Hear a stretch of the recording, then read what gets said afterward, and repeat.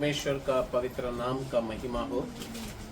आए हुए सभी लोगों को प्रभु यीशु मसीहा के सामर्थ्य नाम से आप सबको स्वागत है। इस समय हम परमेश्वर की उपस्थिति में आए हैं। कल के दिन भी सुंदर सा परमेश्वर के वचन को हम सुने, वचन के अंदर से बातों को सीख कर आ रहे हैं। आज भी हम प्रभु के वचन के अंदर से सीखेंगे। प्रभु को स्तुति हो।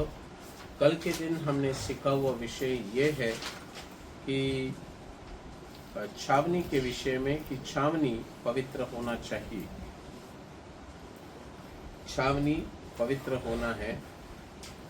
परमेश्वर का वचन में कल के दिन हमने ध्यान किया वो वचन है पहला यूहन्ना का पुस्तक 3वां अध्याय उसका 2 और 3। हे प्रियों, अभी हम परमेश्वर के संतान हैं और अब तक यह प्रकट नहीं हुआ कि हम क्या कुछ होंगे। इतना जानते हैं कि जब वह प्रकट होगा तो हम भी उसके समान होंगे, क्योंकि उसको वैसा ही देखेंगे जैसा वह है।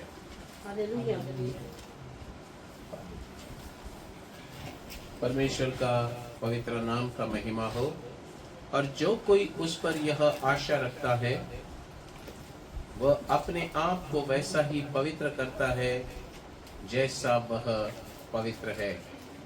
एक इंसान अपने आप को कौन सी क्षेत्र में पवित्र करना है, यही हम कल के दिन हमने देखे। उसमें बाइबल में सबसे पहला हमने देखे पहला यूहन्ना 3। हाँ, वो तो हमने पढ़ लिया। तो हमारा छावनी पवित्र होना है। छावनी के विषय में व्यवस्था विवरण 23वां अध्याय 14वां वचन में लिखा है, क्योंकि तेरा परमेश्वर यहोवा तुझको बचाने और तेरे शत्रुओं को तुझसे हरवाने को तेरी छावनी के मध्य घूमता रहेगा। इसलिए तेरी छावनी पवित्र रहनी चाहिए। ऐसा न हो कि वह तेरे मध्य में कोई अशुद्ध वस्तु देखकर तुझसे फिर जाए। हालेलुया। बहुत ख्याल से सुन लीजिए। परमेश्वर का वचन कहता है तेरा छावनी पवित्र होनी चाहिए। ये परमेश्वर किसी निवेदन नहीं करते हैं, लेकिन हमको देता हुआ आज्ञा है। प्रभु को स्तुति हो। इस्राएलियों को देता हुआ आज्ञा था, क्योंकि परमेश्वर उनसे कहा था छावनी में मैं घूमता रहूंगा। अगर मैं छावनी में घूमता रहूंगा तो मैं जहां घूमूंगा वो जगह पवित्र होनी चाहिए। ये खुदा का डिमांड है। हालेलुया। अब यहाँ पर हम देखते समय छावनी क्या चीज को दर्शाता है। सबसे पहले हमने देखे छावनी जीवन को दर्शाता है। जब छावनी जीवन को दर्शाता है तो बाइबल हमें यह सिखाता है कि प्रकाशित वाक्य 21वां अध्याय उसका 3वां वचन के अनुसार बाइबल हमें यह बताता है कि देख, परमेश्वर का डेरा मनुष्यों के बीच में है। वह उनके साथ डेरा करेगा और वे उसके लोग होंगे, और परमेश्वर आप उनके साथ रहेगा और उनका परमेश्वर होगा। हालेलुया। प्रभु को स्तुति हो। परमेश्वर इंसान के अंदर घूमते हैं। हमारी आत्मा, हमारी प्राण, हमारा शरीर, ये वही जगह है जहां पर परमेश्वर रहना चाहते हैं। शरीर में रहना चाहते हैं, प्राण में रहना चाहते हैं, हमारी आत्मा में रहना चाहते हैं। और इसीलिए ही परमेश्वर हमारे अंदर घूमते हैं, फिरते हैं। वो हमारे जीवन में आना जाना करते हैं। परमेश्वर आत्मा है और बाइबल कहता है वो अदृश्य परमेश्वर है। तो क्या चीज ये छावनी के अंदर नहीं होना चाहिए? बाइबल का वचन के अनुसार गिनतियों 5:2 के अनुसार छावनी के अंदर कोढ़ी लोग नहीं रहना है। छावनी के अंदर प्रमेह नहीं रहना है। छावनी के अंदर लोथ के कारण अशुद्ध हो गए हुए लोग नहीं रहना है। तो ये तीनों चीजों को देखते समय सबसे पहले कोड़ करके बोलते समय आत्मिक जीवन में कोड़ पाप को दर्शाती है। पाप, डिठाई का पाप एक है, रहस्य पाप एक है। हालेलुया। डिठाई का पाप में इंसान किसी को डरता नहीं, वो बिंदास पाप करने में तुला हुआ रहता है। और फिर बात ऐसा है कि डिठाई का पाप एक है और रहस्य पाप एक है, जहाँ पर इंसान किसी को नहीं दिखना है बोलकर पाप करता है। लेकिन ये सभी किस्म के पाप परमेश्वर कहते हैं ये कोड़ को दर्शाता है। गिनतियों 12वां अध्याय 10वां वचन के अनुसार मूसा का बहन मरियम मूसा के विरुद्ध बोला। बाइबल कहता है कि ये कारण क्या था। गिनती 12 का 1 के अनुसार इसका एक कारण था, क्योंकि मूसा ने एक कुशी स्त्री के साथ ब्याह कर ली थी। कारण वही है। और ये बहुत विरुद्ध में बात किया, लेकिन ये भूल गई कि मूसा तो मेरा भाई है, लेकिन ये भूल गई कि मूसा परमेश्वर का श्रेष्ठ दास है। तो परमेश्वर मरियम से सवाल पूछते हैं, अरे मेरे दास से तो इतना विरोध में बात किया, कम से कम तो ये तो जानना चाहिए था कि तुमसे मैं सपने के द्वारा बात करता हूँ, दर्शन के द्वारा बात करता हूँ, लेकिन मूसा के साथ मैं आमने सामने प्रत्यक्ष में बात करता हूँ। तो तुम कम से कम डरना तो चाहिए था, तुम्हें डर क्यों नहीं आया? प्रभु सवाल पूछते हैं, उसका जवाब नहीं। तो बात ऐसा है, परमेश्वर मरियम के विरुद्ध में गुस्सा हो गया और मरियम वहां पर कोढ़ से श्वेत हो गई। उसे 1 हफ्ता छावनी के बाहर रखा गया। छावनी के बाहर अकेली थी, ना कोई इंसान उसको साथ देने को था, और वो अकेली छावनी के बाहर रहने लगी। प्यारे परमेश्वर के लोगों, जंगल में, घना जंगल में जंगली जानवरों की एक समस्या है, और उसको छावनी के बाहर रखा तो किसी इंसान का सुरक्षा भी नहीं थी उसे। तो एक बड़ी डरावनी अवस्था जीवन में आया। पाप अगर इंसान के अंदर आ गया तो पाप उसकी परिस्थिति को डरावनी बना देता है। पाप एक कोड़ है, कोड़ पाप को दर्शाता है।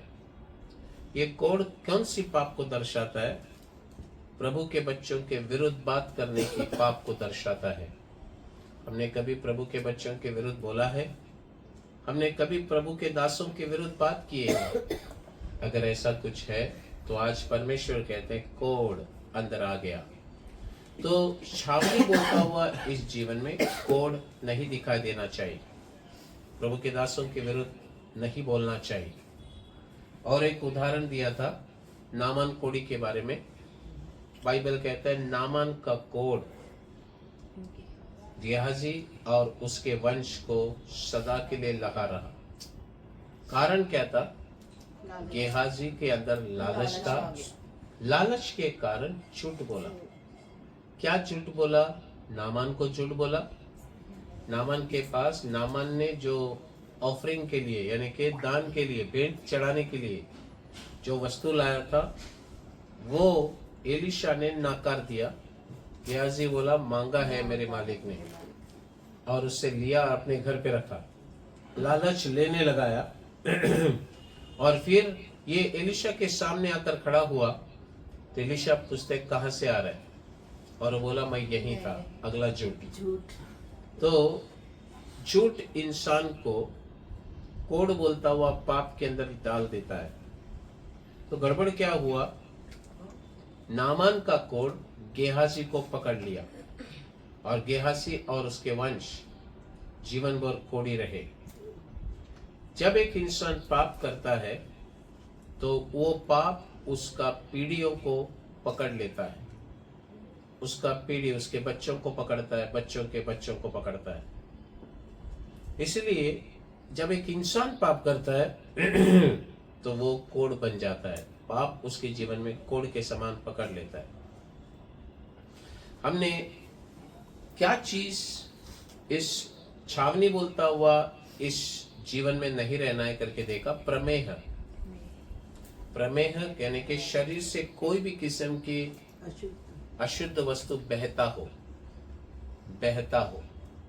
तो परमेश्वर ने क्या किया, उधर कहा कि जो भी अशुद्धता बहता हो वो छावनी से बाहर जाना है। अशुद्ध क्या है? हमने मत्ती का पुस्तक में देखे कि इंसान के भीतर से जो कुछ निकलता है वही इंसान को अशुद्ध करता है। व्यभिचार हो, बुरी बातें हो, गालियां हो, हत्या हो, ये सब, और लालच हो, व्यभिचार हो, परस्त्री गमन हो, हर एक चोरी हो, हर एक चीज जो अंदर से बाहर निकलता है वो इंसान को अशुद्ध करता है। हमारे जीवन में हृदय कैसा है? क्या हम अशुद्धता से भरे हैं? थोड़ा सा अपने आप को परखना है। अगर ऐसा कुछ है तो आज परमेश्वर से बोलिएगा, हे प्रभु ऐसी चीजों से हमें बचा। सरदीस की कलीसिया में एक छोटी सी झुंड थी जो अपने आप को बचाए रखा था। वे लोग अपने आप को अशुद्ध होने से बचाया। बाइबल में हम देखते हैं दानियल नाम का एक व्यक्ति जो अपने आप को अशुद्ध होने से बचाया। तो अशुद्ध एक इंसान के जीवन में नहीं होना है। इंसान का जीवन एक छावनी के समान है, नहीं होना चाहिए। अशुद्ध होगा तो परमेश्वर का आना जाना उस शरीर में नहीं होगा। तो अपने आप को परखना है, क्या मेरे जीवन में अशुद्धता है?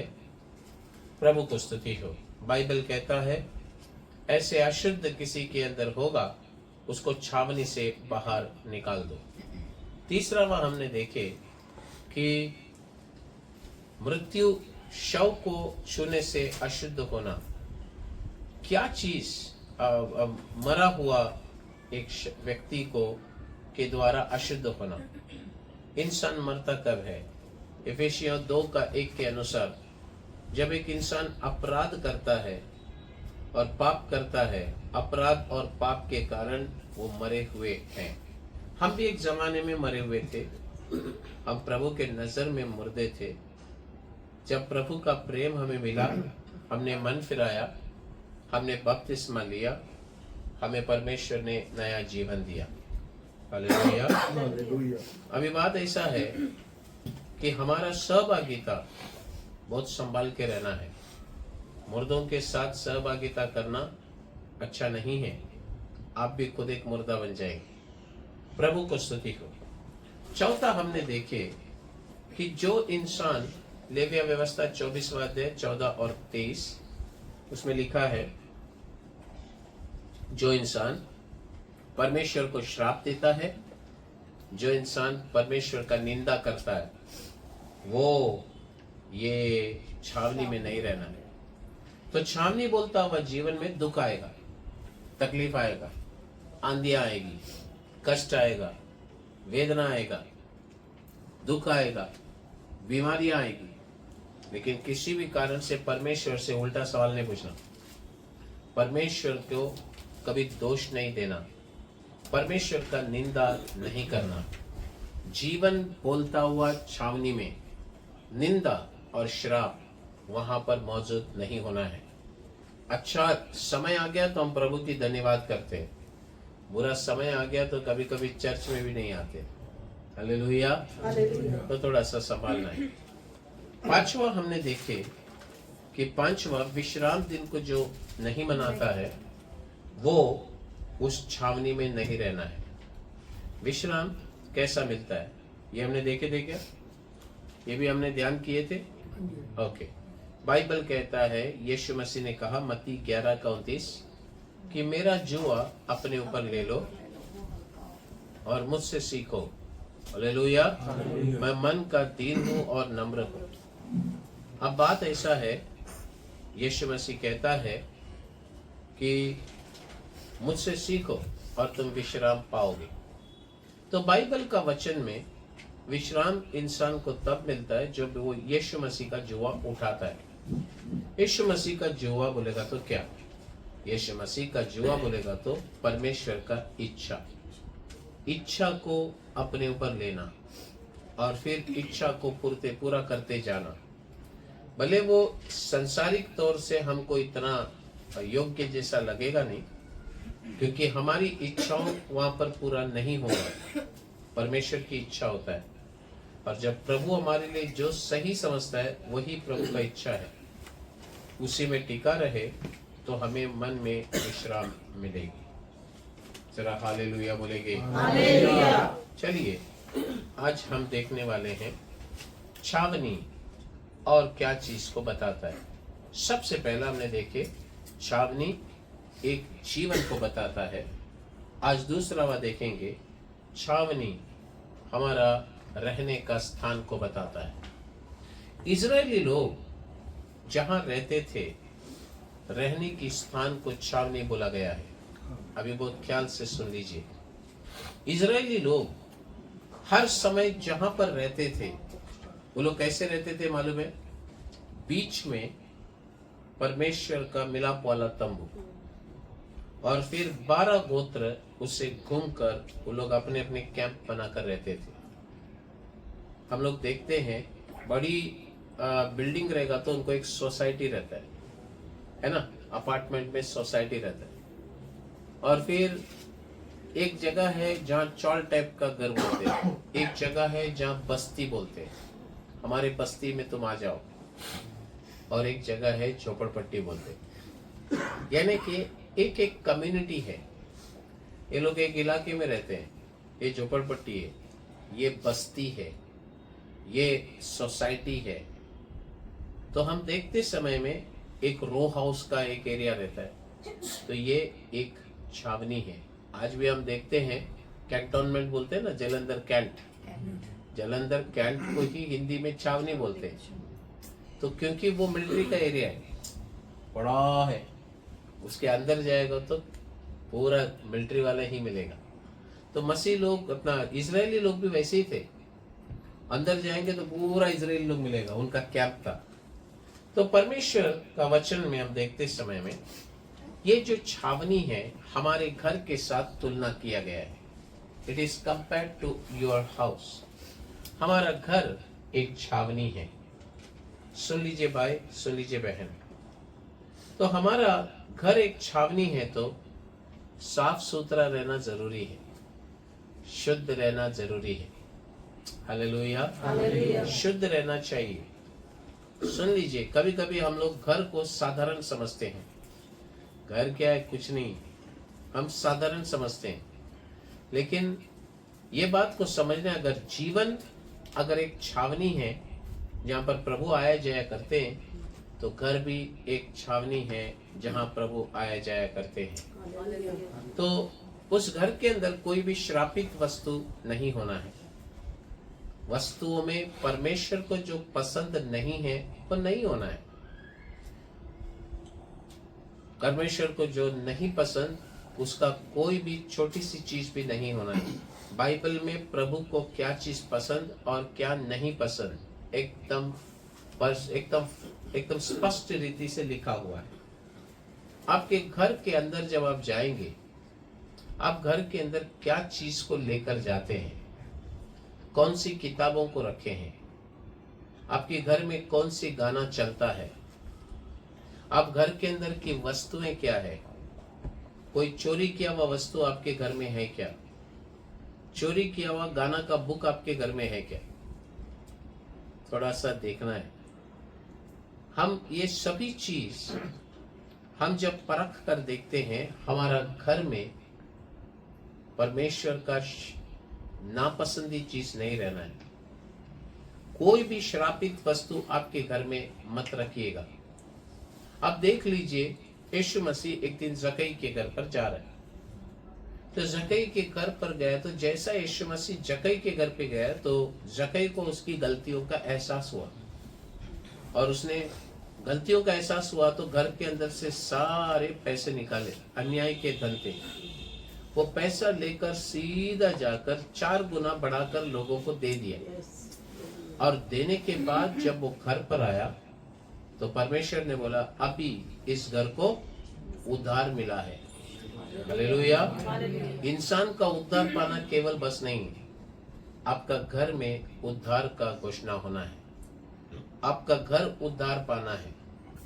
आपका घर में कोई बंधन है क्या? आपके घर के अंदर की बंधनों आप देखते हैं और बंधन है? थोड़ा सा परमेश्वर के वचन को जरा सोचना शुरू करेंगे कि परमेश्वर कैसे कैसे चीजों को देखते हैं। प्यारे परमेश्वर के लोगों, आज अपने घर के अंदर, बहुत सबके घर के अंदर टीवी है, मनोरंजन के लिए रखा गया। टीवी में एक मनोरंजन भी है, एक ज्ञान की बातें भी है, दो है। मनोरंजन भी होता है और उसमें बुद्धि की बातें भी होता है, ज्ञान की बातें भी होता है, आत्मिक चीज भी आता है, वचन आता है, शुभ संदेश आता है, और फिर उसमें न्यूज भी आता है। हालेलुया। न्यूज भी आता है। तो मनोरंजन की बातें भी आती है, समाचार भी आता है, और फिर शुभ संदेश भी आता है। लेकिन अभी सवाल है, आप क्या देखते हैं? कितना न्यूज देखेगा?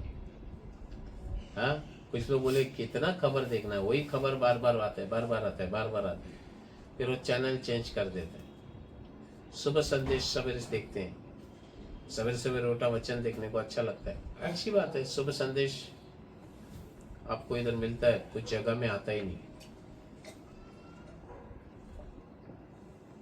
उसके बाद हम देखते हैं मनोरंजन। परमेश्वर का वचन में हम देखते समय में, जब आदम की बगीचे में परमेश्वर ने आदम और हवा को रखा, उत्पत्ति का पुस्तक 2 अध्याय 17 वचन के अनुसार बाइबल कहता है, परमेश्वर ने वहां पर क्या किया पता है? परमेश्वर ने वहां पर, परमेश्वर का पवित्र नाम का महिमा हो।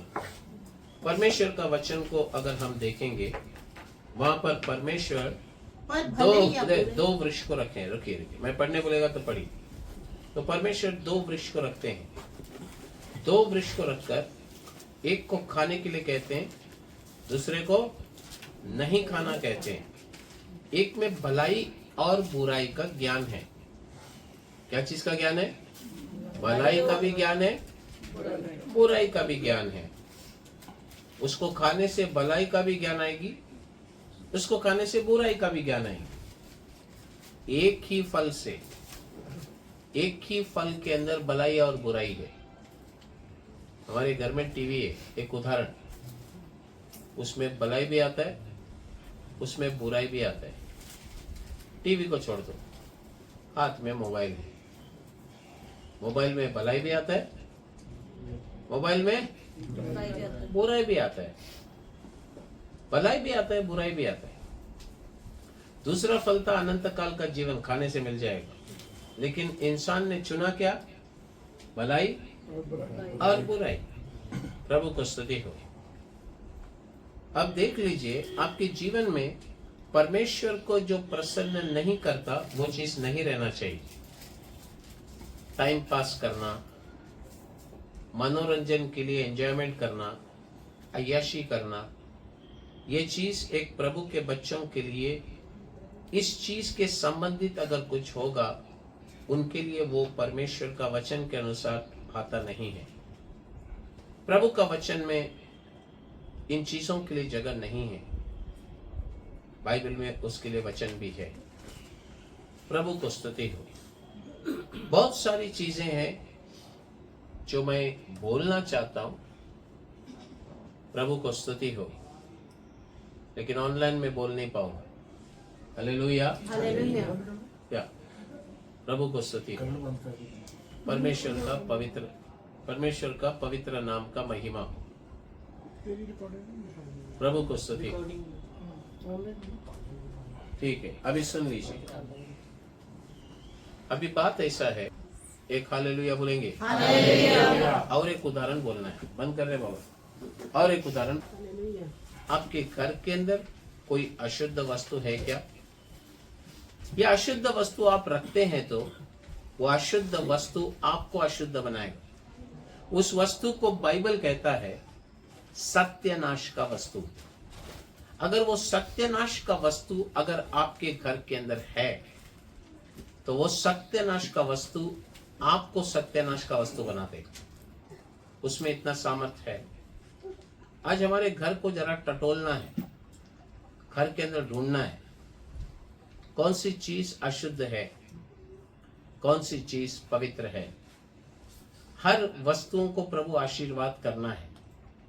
आपके घर के अंदर आया हुआ हर एक वस्तु प्रभु का दिया हुआ आशीर्वाद ही है ना। अगर ऐसा है तो चोरी किया हुआ चीज घर में आना नहीं चाहिए। किसी के घर से चोरी किया हुआ चीज नहीं आना चाहिए। हम जरा सोचना है हमारे घर अशुद्ध होने के लिए क्या कारण है। कुछ लोगों का घर के अंदर आशीर्वाद रुकता नहीं रुकता है। आशीष बोलता है हमारे घर पे पैसा आता है, रुकता नहीं पास्टर। हमारा घर के अंदर नींद नहीं आता है, बुरे बुरे सपने आते हैं। हमारे घर के अंदर खाता है, पचता नहीं। जिस दिन से घर पे आया उस दिन से बीमार हो गया। जिस दिन से घर पे आया उस दिन से नींद चला गया। जिस दिन से घर पे आया पनवती पीछे लगा है। बहुत सारी बातें हम बोलते हैं, लेकिन आज जरा सोचना है उस घर के अंदर प्रभु का आना जाना होता है क्या? प्रभु के लिए एक स्थान बनाया है क्या? आपको मालूम है लोगों को तकलीफ होता है तब किससे तकलीफ होता है उसके लिए एक स्थान बना के रख देते हैं। ठीक है भाई तू इधर बढ़ जा। लेकिन हम तो परमेश्वर से तकलीफ नहीं उठाते हैं। परमेश्वर तो हमको आशीर्वाद देने आता है। परमेश्वर का वचन कहता है मैं तुझे आशीष देने, शत्रुओं को तेरे द्वारा हरवाने मैं तेरी छावनी में आता हूं। तो हमारा घर एक छावनी है। तो ये घर के अंदर प्रभु का आने का मकसद एक है, और वो मकसद एक है कि वो हमको बचाना चाहता है। हालेलुया। तो आपका घर में आना जाना प्रभु का है क्या? कौन सा गाना घर के अंदर सुनता है आप? आपका टीवी में कौन सा गाना बज रहा है? आपका मोबाइल में कौन सी गाना बज रही है? आप क्या देखते आ रहे हैं? परमेश्वर आने जाने वाला घर पवित्र रहना चाहिए। हालेलुया। अगर जीवन एक छावनी है तो जीवन पवित्र होना है। घर एक छावनी है तो घर पवित्र होना है। हमारा घर को हम हल्के में मत लेना। इस घर के अंदर हमारी पारिवारिक प्रार्थना होना चाहिए। हम सब काम कर कर मेहनत करने वाले लोग हैं। हम मेहनत करते हैं, करना भी चाहिए, क्योंकि बोल परमेश्वर का वचन कहता है जो काम नहीं करता वो खाना नहीं खाने का। सीधा सीधा लिखा है, जो काम नहीं करता वो खाना नहीं, उसको खाना खाने का अधिकार नहीं। उसको लाइसेंस मिलता है भूखा रहने का। हालेलुया। मेहनत करने के लिए बाइबल कहता है तुम काम करो। हम सब मेहनत करते हैं, दिन रात मेहनत करते हैं, और मेहनत करके थक कर घर पर आते हैं। थक कर आने वाली जगह कौन सा है? घर है। भले वो किराए का घर हो, खुद का घर हो, लेकिन आते हैं घर पर। तो जिस घर पर आप आते हैं उस घर में पारिवारिक प्रार्थना होता है क्या? आप लोग बैठकर इकट्ठा बैठकर प्रार्थना करते हैं। नहीं पास्टर जी वो अपना कर लेता, मैं अपना कर लेता हूँ। उसको मैं बोल देता तो अपना कर ले बाबा, मेरे को परेशान हो रहा है, तो अपना कर ले, मैं मेरा कर लेगा। आज बहुत जनों का घर में वही चल रहा है। हालेलुया। हम लोग कैसे अपने जीवन जी रहे हैं? खाना पकाते समय आप बोलते हैं क्या तू तेरा बना ले मैं मेरा बनाता हूँ? वैसा तो नहीं हो रहा ना। खाना पकाते समय इकट्ठा सबके लिए बनाते हैं।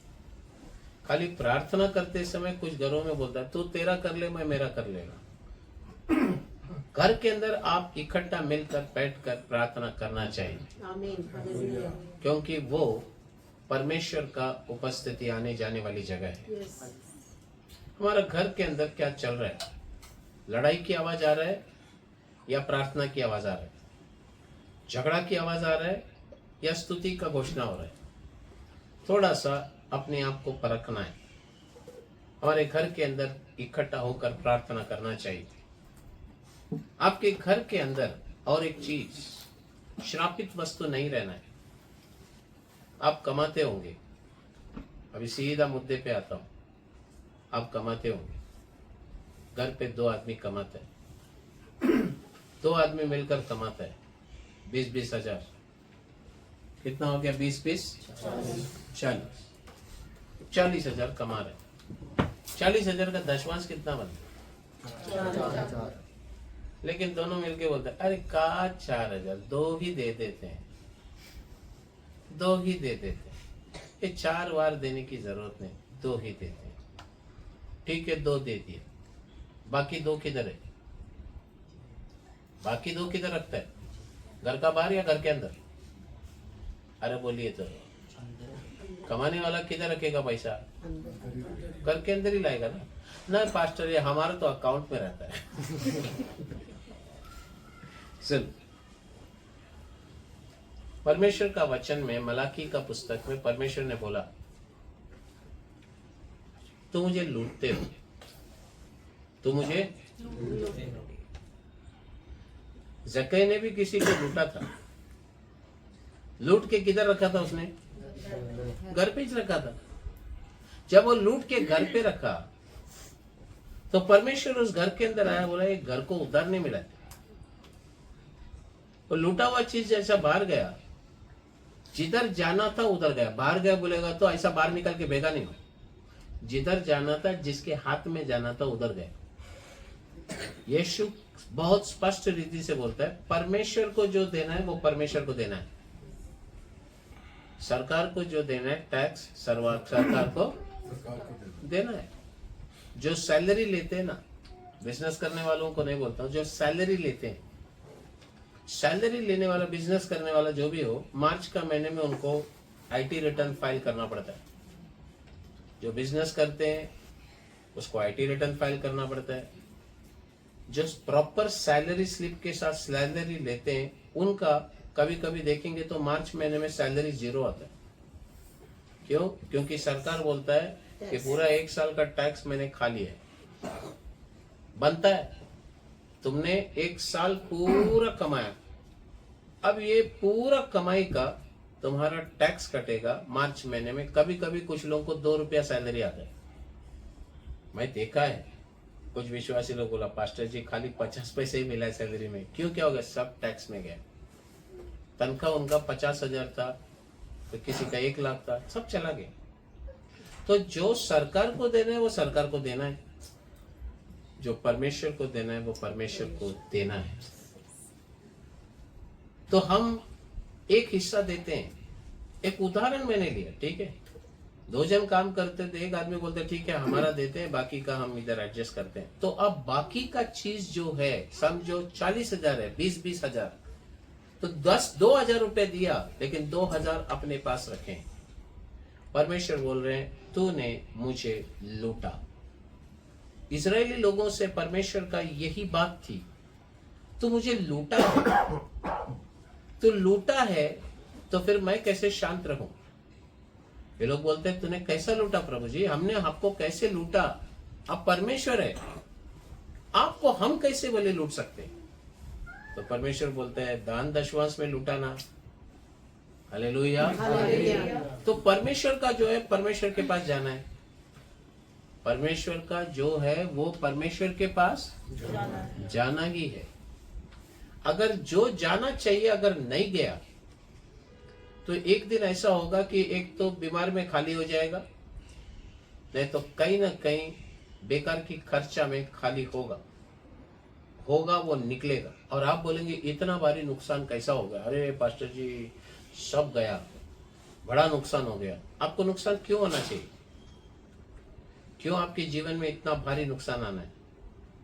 इसका एक ही कारण है, क्योंकि देने का, प्रभु को देने का नहीं दिया, घर के अंदर श्राप इकट्ठा कर रहे हैं। हालेलुया। घर में प्रभु आना जाना चाहिए कि नहीं? आपका घर छावनी है, लुटेरों का कुआं नहीं है। तो वो जगह पर प्रभु का चीज जो है प्रभु को जाना चाहिए। प्रभु के दास के हाथ में दे दो, प्रार्थना करेंगे, ले लेंगे। परमेश्वर नियुक्त ये करके रखा है। हम जब नहीं देते तब समस्या आता है, आएगा।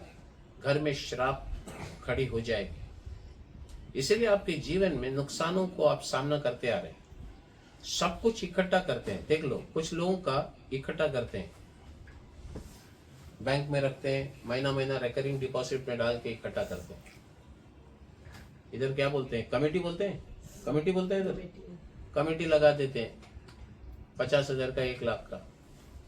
और बराबर कमेटी का जिस समय आपका नंबर लगना है, अचानक बीमारी आ जाती है और आप गवाही देते हैं, प्रभु की दया से मुझे उस बीमारी में से प्रभु ने बाहर निकाला, उसका प्रबंध भी बराबर किया टाइम पर, तभी मेरा नंबर लगा। सोचो, आप उधर प्रभु का नाम लिया, लेकिन इतना कमेटी लगा कि आपको मिला क्या? 0। बराबर जितना कमेटी लगाया उतना ही खर्चा हो गया। तो कभी हम बैठकर सोचे क्या कि ऐसा क्यों हो रहा है मेरे साथ? मेरा पैसा खत्म क्यों हो रहा है? मेरे घर के अंदर रुकता क्यों नहीं?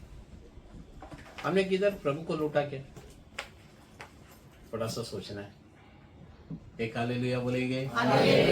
भैया, आप लूटे या ना लूटे, हम सेवक लोग उसका हिसाब नहीं रखते।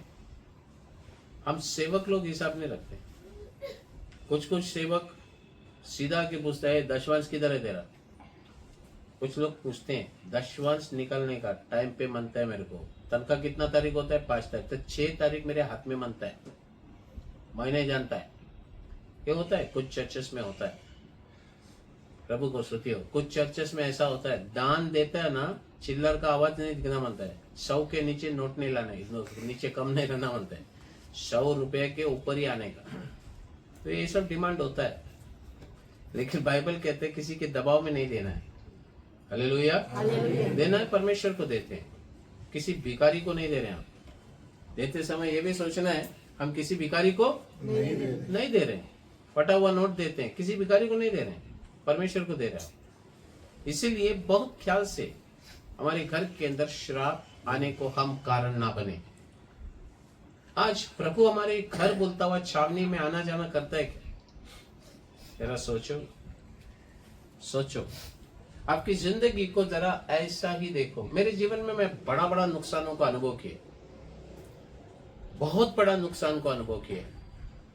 और उस नुकसान को जब अनुभव किया, पैसों के विषय बता रहा हूं, बड़ी नुकसानों को अनुभव किया, मैं बैठकर सोच में पड़ा, इतना बड़ा नुकसान मुझे आया क्यों? मुझे परमेश्वर ने उसका एक एक कारण बताया। मैं वहां से सुधर गया। मैं प्रभु को बोला, ये आइंदा नहीं करूंगा। उस दिन से सावधान रहा, मेरे हाथों में पैसा रुकना शुरू हुआ। आपको एक बात बताता हूं, अपने आप को परखो, अपना जीवन को परखो। हमारे घर के अंदर क्या आता है और क्या नहीं आता है वो भी देख लो। क्या हमने इकट्ठा किए घर पर? कौन सी पैसों को इकट्ठा किए? परमेश्वर का पैसे से हम खाना खाते, शराब को खा रहे हैं। हालेलुया। शरीर में लगेगा नहीं। आप बोलेंगे, लेकिन पास्टर जी इतना सर पे कर्जा हो गया, दशवांश दे दिया तो उस महीना में खाएगा क्या मैं? ऐसा भी कुछ सवाल आता है। अब यहीं पर इंसान फंस जाता है, प्रभु को दूं या मैं खाऊं? हालेलुया। बहुत सारी समस्याएं हैं, लेकिन हर समय इंसान परमेश्वर को पहले स्थान में रखना जरूरी है। प्रभु उनसे बाहर निकालना है। प्रभु का पवित्र नाम का महिमा। प्यारे परमेश्वर के लोगों, हमारे घर के अंदर हम क्या खाते हैं, क्या पीते हैं, कौन घर पर आता है और कौन नहीं आता है, सब चीज का हिसाब प्रभु रखते हैं। क्योंकि घर एक मंदिर है। घर क्या है? मंदिर है। वहां पर प्रभु का आना जाना होता है। आप घर को कैसे रखें? साफ सफाई से रखें। उसके अंदर पर्यावरण भक्ति का है क्या? मेरे पिताजी जब जीवित थे, हम छोटे थे, उनके एक मित्र थे, एक इलेक्शन में खड़े रहने वाले एक व्यक्ति थे। वो जीत कर एक बार घर पर आए। उनके साथ 4-5 लोग आए, सब बड़े बड़े लोग। और फिर घर पर जब आए तो वो व्यक्ति ने बातें करते करते तंबाकू हाथ में लिया और रगड़ने लगा। मेरे पिताजी ने उनको बोला, भाई साहब ये मेरा घर पर नहीं चलेगा, ये मेरे घर पर नहीं चलेगा। उन्होंने बोला, क्यों, क्या हो गया? ये घर पर हमारा प्रार्थना होता है, ये भक्ति वाली जगह है, इधर नहीं चलता है। सॉरी, बाहर गया, तंबाकू फेंक दिया, तंबाकू का पकड़ भी बाहर फेंक दिया, घर पे आ गए। आप अपना घर को कैसे रखे हैं? थोड़ा सा सोचो। मेरा घर परमेश्वर का छावनी है क्या, जहां पर प्रभु उतर कर आना जाना करता है? हम जब चर्च के अंदर आते हैं, यहाँ का पर्यावरण, भक्ति का पर्यावरण हम मेंटेन करते हैं। इसी तरह तो आपका घर भी है, उधर भी यही पर्यावरण आपको मेंटेन करना है। क्यों? क्योंकि परमेश्वर का आना और जाना होने वाला जगह है। प्रभु हमारे छावनी में क्यों आते हैं? हमारे जीवन में क्यों आते हैं? हमारे घर पर क्यों आते हैं? प्रभु का वचन कहता है, तुम्हें बचाने के लिए आते हैं, तुम्हारे द्वारा शत्रु को हरवाने के लिए आते हैं। तो हमारा घर पर हमें नींद नहीं आता है तो सोचो कौन आना जाना कर रहा है। हमारे घर पर बुरे सपने आ रहे हैं तो सोचो कौन आना जाना कर रहा है। हमारे घर पर आशीर्वाद टिकता नहीं है तो सोचो कौन आना जाना करता है। हमारे घर के अंदर अगर बार बार लड़ाई झगड़ा ही होता है तो आपके घर में किसका आना जाना हो रहा है? प्रभु का आना जाना होता है क्या? जहां परमेश्वर है वहां शांति है, जहां परमेश्वर है वहां समाधान है, जहां परमेश्वर है वहां अनंत काल का जीवन है, जहां परमेश्वर है वहां जय का घोषणा है, जहां परमेश्वर है वहां स्तुति है। Hallelujah, hallelujah. आज अपने आप को परखना। बाइबल का वचन में और एक देखते हैं, छावनी और क्या चीज को दर्शाता है। सबसे पहले हमने देखे छावनी जीवन को दर्शाता है। नंबर 2, छावनी हमारा घर को दर्शाता है। नंबर 3, छावनी कलीसिया को दर्शाता है। छावनी कलीसिया को दर्शाता है। कलीसिया ही छावनी है। जब आप इस कलीसिया बोलता हुआ छावनी में आते हैं तभी ही आपका पवित्रकरण होता है। पवित्रकरण कलीसिया में आकर ही होता है। कलीसिया के अंदर ऐसी कुछ चीजें हैं जिसके कारण आपकी पवित्रकरण होती है। अगर हमारा जीवन पवित्र होना है तो याद रखना ये छावनी पवित्र होना, शुद्ध रहना जरूरी है। अगर आपकी जीवन शुद्ध होना है तो कलीसिया में आना जरूरी है। कलीसिया में आपको क्या मिलता है? आपका कलीसिया में पवित्रकरण होता है, तो क्या मिलता है जो आपको पवित्रकरण करता है? आइए, कलीसिया अगर एक छावनी है तो इस छावनी में हमें क्या मिलती है? गिनतियों का पुस्तक 9वां अध्याय, उसका 18 और 22वां वचन। The Book of Numbers chapter 9 verse 18 and verse 22। प्रभु का वचन में लिखा है, यहोवा की आज्ञा से इजरायली, पढ़ो, अगर आप निकाला है तो पढ़ सकते हैं। यहोवा की आज्ञा से इजरायली प्रस्थान करते थे और यहोवा ही की आज्ञा से वे डेरे खड़े भी करते थे। और जितने दिन तक वह बादल निवास पर ठहरा रहता था उतने दिन तक वे डेरे डाले पड़े रहते थे। जब बादल बहुत दिन निवास पर छाया रहता तब भी इजरायली यहोवा की आज्ञा मानते और प्रस्थान नहीं करते थे। कभी कभी वह बादल थोड़े ही दिन तक निवास पर रहता और तब भी वे यहोवा की आज्ञा से 22वां वचन। वह बादल चाहे 2 दिन हो, चाहे 1 महीना, चाहे वर्ष भर, जब तक निवास पर ठहरा रहता तब तक इजरायली अपने डेरों में रहते और प्रस्थान नहीं करते, परंतु जब वह उठ जाता तब वे प्रस्थान करते थे। छावनी में क्या है? छावनी में बादल है, नंबर 1। यहोवा का वाक्य। हालेलुया। हालेलुया। छावनी में क्या है? बादल। बादल है। परमेश्वर का वचन यही बताता है, छावनी में बादल है। प्रभु को स्तुति हो। जब तक वो बादल छावनी में है तब तक इजरायली लोग अपने तंबू लगा के बैठते हैं। जब वो बादल छावनी से उड़ जाता तभी लोग समझ जाते थे अभी हमको यहां से प्रस्थान करना है। अभी बात ऐसा है कि ये बादल क्या चीज को बताती है। हम लोग सब चीज आत्मिक तौर से देखते हैं। ये बादल हमें क्या चीज को बताता है? बादल परमेश्वर का मार्गदर्शन को बताता है। The cloud shows God's leading, परमेश्वर का मार्गदर्शन।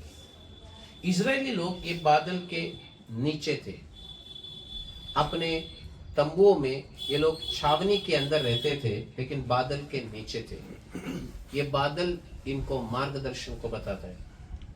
जब तक ये बादल यहाँ रुकती ठहरती तब तक इजरायली लोग भी उस जगह पर ठहरते। कभी कभी ये बादल 2 दिन ठहरती थी, कभी कभी ये बादल 1 महीना ठहरती थी, कभी कभी ये बादल 1 साल ठहरती थी। आज जब तक ये बादल एक जगह ठहरती है इजरायली लोग वहां से हिला नहीं करते। बादल इनको मार्गदर्शन करता था। ये लोग जंगल में जिधर जिधर गए बादल जहां लेकर जाता था वहीं ये लोग जाते थे।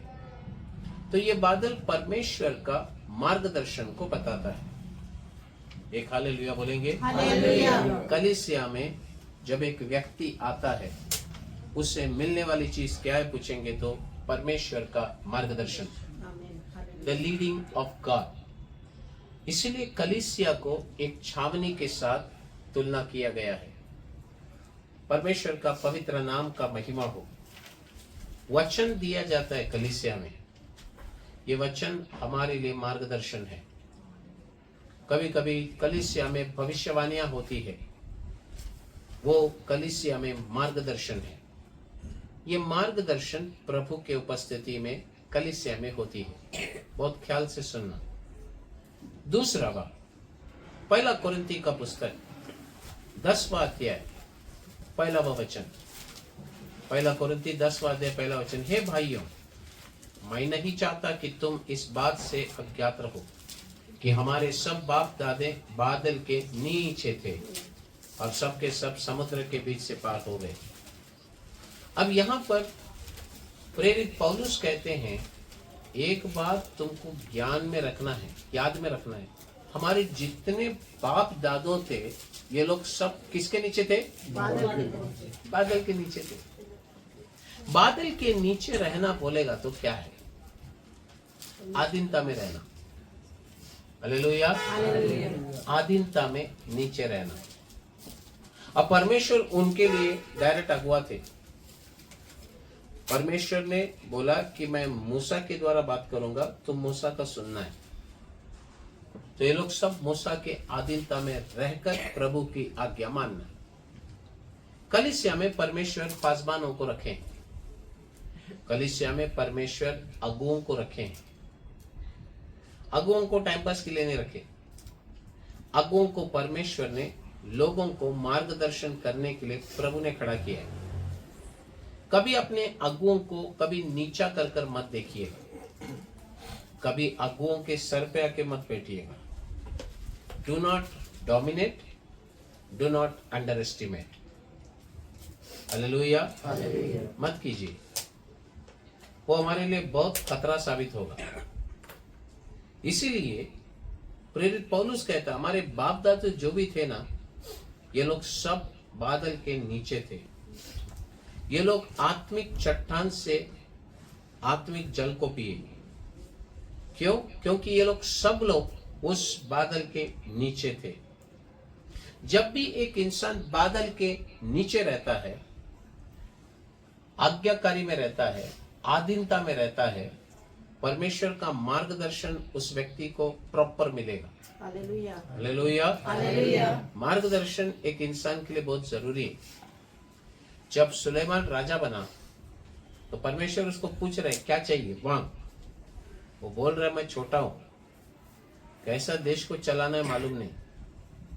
प्रभु का मार्गदर्शन उसको मिलता है। हालेलुया। मार्गदर्शन बहुत जरूरी है, हर इंसान को जरूरी है। राजा से लेके प्रजा तक सब एक मार्गदर्शन को चाहते हैं। जैसा नया वर्ष आता है हम प्रभु से पूछते हैं ये साल में क्या करूं प्रभु। जैसा नया महीना आता है हम प्रभु से पूछते हैं ये महीना में क्या करना चाहिए प्रभु। प्रभु का मार्गदर्शन याद रखना। अगर कलीसिया एक छावनी है तो इस कलीसिया के अंदर एक बादल भी है, हालेलुया। मार्गदर्शन भी है। इसलिए हम कलीसिया में आना चाहिए। घर में बैठ के यूट्यूब में चर्च मत देखो, कलीसिया में आओ। मार्गदर्शन है, पवित्र लोग की संगति में आ जाए। Hallelujah, hallelujah. प्रभु को स्तुति हो। दूसरा बात, प्रभु को स्तुति हो। ये कलीसिया के अंदर क्या है, छावनी के अंदर क्या है। निर्गमन का पुस्तक 16वां अध्याय 13वां वचन 14वां वचन। निर्गमन 16वां अध्याय 13 और 14। 13वां वचन में लिखा है ये छावनी के अंदर ओस पड़ती है। छावनी के अंदर क्या है, ओस पड़ती है। ओस। ये ओस अगर गिरती है तो दिन में गिरती है क्या सुबह सुबह गिरती है। नॉर्मली ओस कब गिरता है, रात भोर के समय में। रात बोलेगा तो भोर के भोर के समय, समय। भोर के समय। अब भोर के समय में अगर ओस गिरता है तो ये ओस क्या चीज को बताता है, परमेश्वर का अनुग्रह को बताता है। क्यों, क्योंकि परमेश्वर का अनुग्रह हर सुबह को नया नया होता है। Hallelujah, hallelujah. आज आप और मैं कलीसिया में इकट्ठा हुए हैं, परमेश्वर का अनुग्रह ने हमें यहाँ लाया। वही अनुग्रह, ओस अनुग्रह। और फिर बात ऐसा है 14वां वचन में मन्ना मिलता है। ये जो छावनी के अंदर ओस सूखने के बाद मन्ना मिलता है। मन्ना आत्मिक भोजन। तो ये कलीसिया के अंदर दो चीज है। प्रभु का अनुग्रह आपको कलीसिया में लाता है और कलीसिया के अंदर आत्मिक मन्ना मिलता है। Hallelujah, hallelujah. समझ में आ रहा है अभी, यस। मन्ना मिलता है। तो बात ऐसा है कि कलीसिया के अंदर ओस है, मन्ना है, परमेश्वर का अनुग्रह है और आत्मिक भोजन है। ये दोनों भी परमेश्वर की ओर से ही आता है। परमेश्वर ही ये ओस को बेचते हैं, परमेश्वर ही मन्ना को छावनी में बेचते हैं। जिंदगी में ये दोनों भी बहुत जरूरी है। प्रभु का अनुग्रह भी जरूरी है, आत्मिक मन्ना भी जरूरी है। अब बात ऐसा है, ये आत्मिक मन्ना कलीसिया में प्रॉपर मिलता है। परमेश्वर इसीलिए तो हमको कलीसिया दिया है, आओ अपने प्राणों को आप भोजन खिलाओ, तृप्त होकर जाओ। जितना प्रभु का वचन को लेते रहोगे, लेते रहोगे, लेते रहोगे, उतना आप मजबूत होते जाओगे। शरीर के लिए खाना है ना, देखो खाना खाने वाला में अलग अलग टाइप के लोग हैं। एक है जीने के लिए खाता हूं बाबा, ऐसे बोलने वाले लोग। खाना पड़ता है, नहीं तो कैसा जिएगा।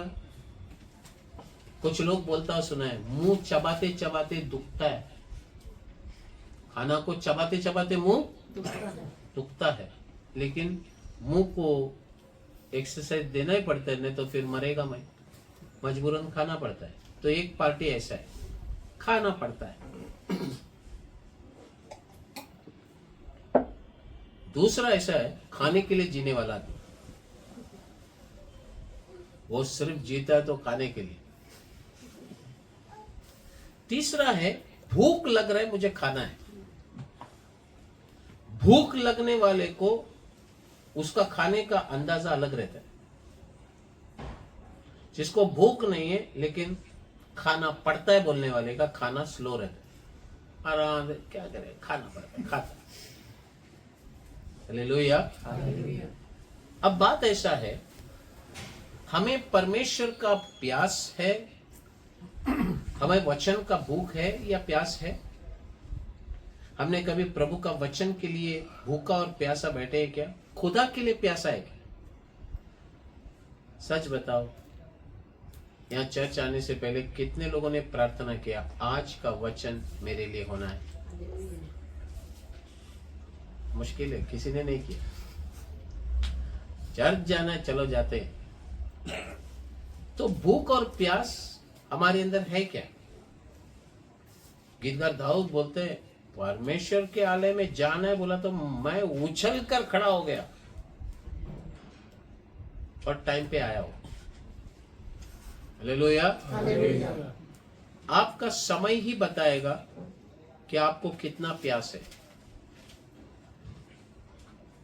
कंपनी में अगर काम पे जाते हैं, 9 बजे का ड्यूटी है, 10 बजे जाएगा क्या कोई?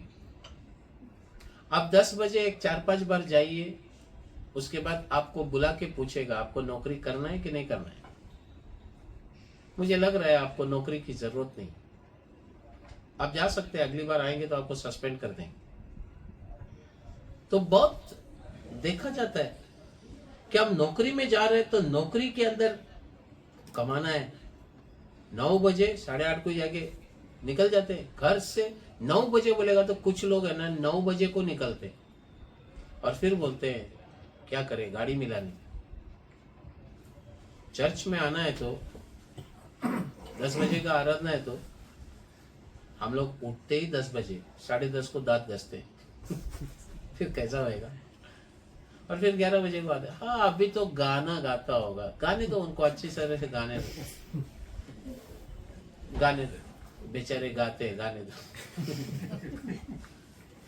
और फिर गाना वाना होने के बाद ठीक है, अभी तो हो गया होगा 1, 10:30, 11, ठीक है, अभी तो गवाही वही देके ठीक है। गवाही क्या सुनने का? गवाही वही है, प्रभु ने मुझे संभाला, चलाया, जिंदा रखा। हमको भी मालूम है, हमको भी जिंदा ही रखा है? अब जाएंगे, जब वचन सुनाया जाएगा तब जाएंगे। वचन में भी 1 घंटा किसका लेक्चर सुनेगा?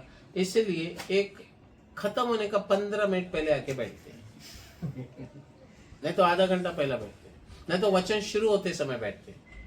क्या होता है मालूम है क्या? इसी में समझ में आता है परमेश्वर का भूख है या नहीं। आप समझ रहे मेरी बात? हम जैसे परमेश्वर को 2 घंटा या 3 घंटा ही देते हैं हफ्ते में एक बार, अच्छा आराधना संडे को होता है, उतना तो कम से कम करना है। प्रभु के लिए समय दे दो।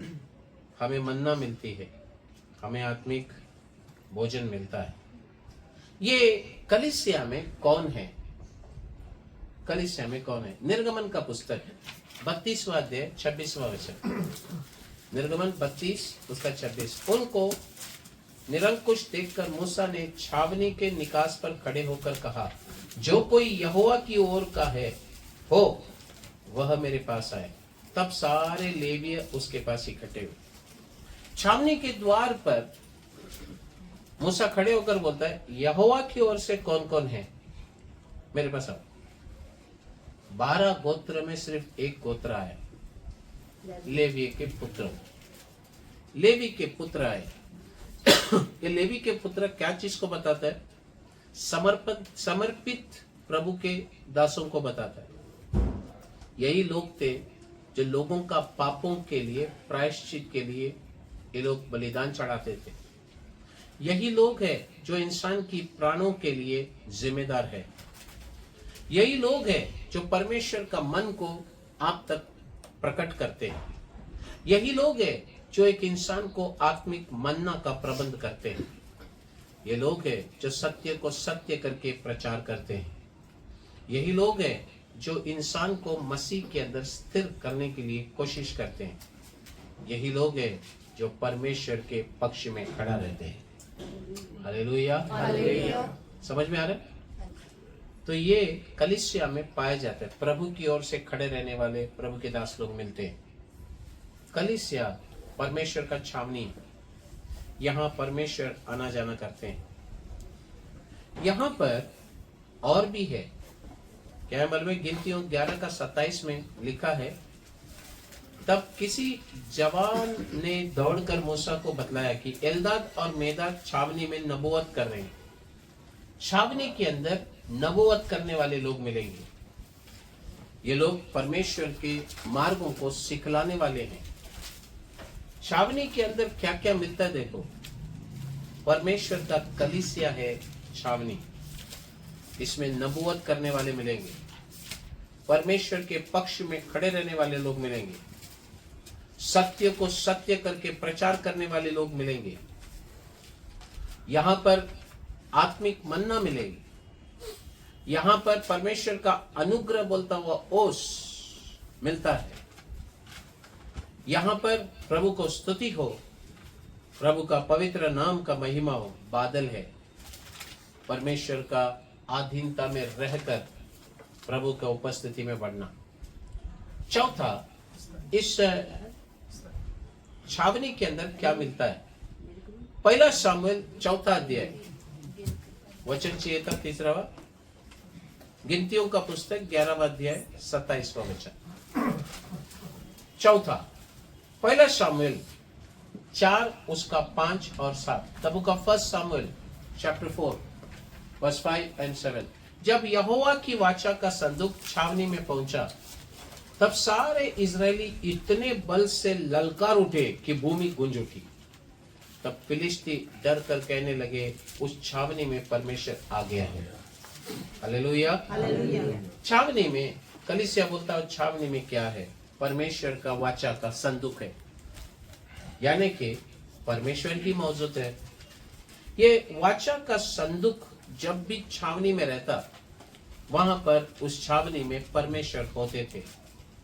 इसीलिए क्या होता है मालूम है क्या? इस छावनी में परमेश्वर, कलीसिया बोलता हुआ छावनी में परमेश्वर लोगों को शुद्धिकरण करते हैं, लोगों का पवित्रकरण होता है।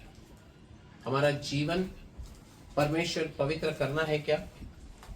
हमारा जीवन में परमेश्वर पवित्र करने के लिए हम अपने आप को कलीसिया में उपलब्ध रखते हैं क्या? हे भाई, हे बहन, आप इस सहभागिता में आओ। जितना हो सके कलीसिया में इकट्ठा हो जाओ। कलीसिया साधारण जगह नहीं है। मैं आपको एक बात बताता हूं, एक अनुभव। नवी मुंबई में कुछ लोग ट्रैक्स बांटते थे, तो वहां पर दीघा करके बोलता हुआ जगह, नवी मुंबई के अंदर दीघा। तो वहां कुछ लोगों ने ट्रैक्स बांटा। तो एक बूढ़ी माँ उन लोगों को बुलाया, मेरे घर के अंदर मेरा बेटा पड़ा हुआ है, उसके लिए प्रार्थना करेंगे क्या? तो लोग गए उधर, देखा तो पूरा शरीर लकवा मारा है। ये व्यक्ति कौन था? ये व्यक्ति वो जमाने में शेट्टी लोग जो थे, होटल चलाते हैं लोग, तो शेट्टी लोग, एक समय आता है जहां पर अय्यप्पा उनका एक पर्व होता है। अय्यप्पा का मंदिर के लिए ये लोग क्या करते हैं, अपना उसमें समर्पण करके ये लोग उस पर्व को मानते हैं। ये लोग उस समय पैर में चप्पल नहीं पहनते, सर से पैर तक काले कपड़े रहता है, उनका गमछा भी काला ही रहता है, गले में लटका के रखते। बड़े से बड़े करोड़पति खाली पैर घूमेंगे। तो ये साहब जो थे, ये अय्यप्पा का गुरु स्वामी था। गुरु स्वामी बोलेगा तो इसके आंख पे अय्यप्पा आ जाता था। तो ये लोग क्या करते थे, लाइन लग जाता था। ये लोग उस आदमी को दूध से नहलाते थे, उसको बिठाते थे, उसके पैरों को दूध से धोते थे, पोंछते थे। एक दिन ये भाभी बोलता था, उसके आंख पे आ गया तो भाभी, तो लोग सुनने के लिए लाइन लग जाती। एक दिन ये भाई साहब को अचानक लकवा मारती। लोगों ने कहा कि अब इसके ऊपर अय्यप्पा नहीं आएगा, छोड़ दिए, वैसे चले गए। ये बेचारा लाचार ऐसे पड़ा हुआ था। तो विश्वासियों ने आकर मुझसे बोला, पास्टर जी उस घर पर जाके प्रार्थना करना। मैं बोला, मैं उपवास में बैठा हूं, मैं किधर जाता नहीं। उस आदमी को उठा के लोग ने बोला, पास्टर जी उसका हाथ पैर ही हिल नहीं रहा। मैं बोला, उसको चेयर में बिठाओ, बांधो और लेके आओ। बोला वो चर्च में आया। उसको लेके आया, उठा के लेके आया। पहला हफ्ता चर्च में उठा के लेके आया।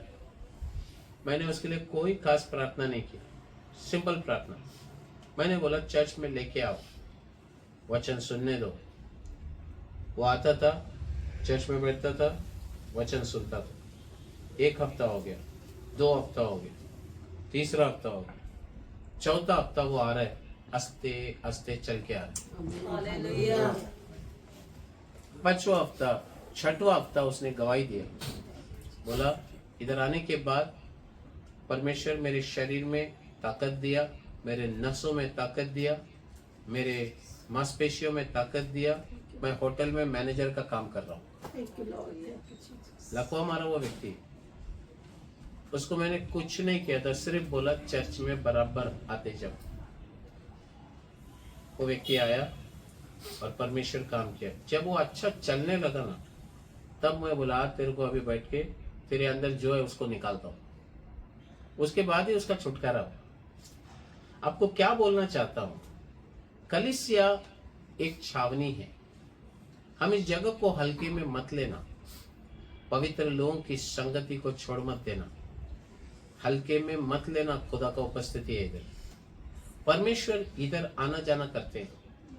क्यों आना जाना करते हैं? आपको बचाने के लिए, आपको परमेश्वर विजय देने के लिए, आपके द्वारा शत्रुओं को हरवाने के लिए। तो हम कलीसिया को महत्वपूर्ण कितना देना चाहिए। जीवन एक छावनी है, जीवन को पवित्रता में संभालो। घर एक छावनी है, घर को पवित्रता में संभालो। ये सब चीज का जिम्मेदारी प्रभु हमको दिया है। घर, कलीसिया, जीवन, अगर ये छावनी है तो इधर प्रभु का आना जाना है। जीवन में प्रभु का आना जाना है, घर में प्रभु का आना जाना है। प्रभु को स्तुति हो, कलीसिया में प्रभु का आना जाना है। ये सब जगह प्रभु आना जाना क्यों करते हैं? केवल हमको बचाने के लिए। आज प्रभु की उपस्थिति में समर्पण करेंगे क्या? बचाने वाला परमेश्वर आज हमारे बीच में मौजूद है। हमारे घर को शुद्ध करेंगे, जीवन को शुद्ध करेंगे। आज कलीसिया के अंदर प्रभु जी, आज तक मैं कलीसिया का महत्वता को समझा ही नहीं, लेकिन आज प्रभु हमें समझ में आ रहा है। हम पर प्रभु दया कर। प्रभु से प्रार्थना करेंगे।